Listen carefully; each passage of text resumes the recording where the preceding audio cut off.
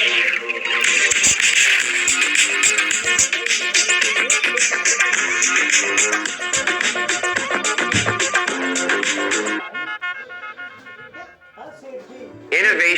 is dead.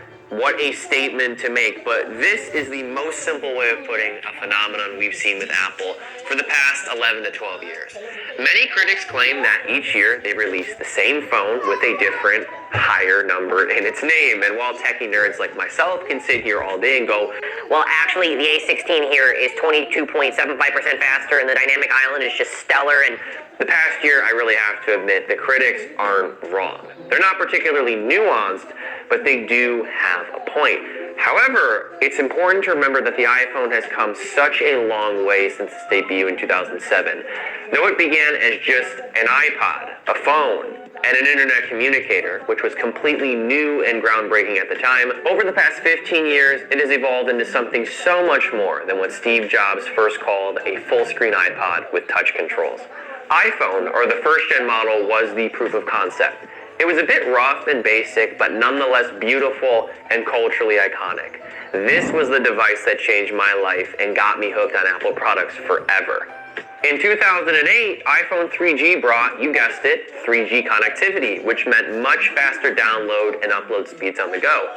It also had a cheaper price point, making it much more accessible to consumers, and launched with the game-changing, literally, App Store with iPhone OS 2.0. Then in 2009, iPhone 3GS upped the ante with a much more powerful processor and introduced video recording, which is a really basic feature now, but was completely new to the iPhone line at the time. But in 2010, magic happened. iPhone 4 launched, and it was arguably the most radical refresh or new iteration in the history of iPhone. The design was completely revamped and quite obviously inspires a lot of Apple design language we see today. Its new Retina display was 4 times as sharp and substantially more color accurate and bright. The camera system was at least 3 times more advanced, bringing more resolution, an LED flash, and a front camera for selfies, and that new feature called FaceTime.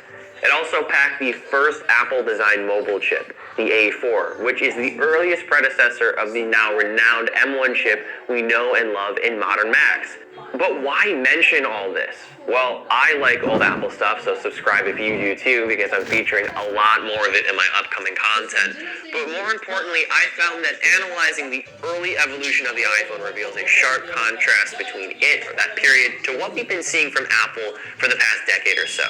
Most would argue that post-iPhone 4, each new iteration of the iPhone has been a fairly modest to moderate revision upon the last.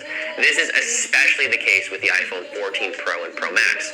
Fundamentally, they're no different from the 13 Pro and Pro Max before them, sharing similar to nearly identical designs, displays, processor performance, and battery life. And speaking of battery life, I want to quickly mention today's video sponsor, Bassius, and their amazing tech accessories.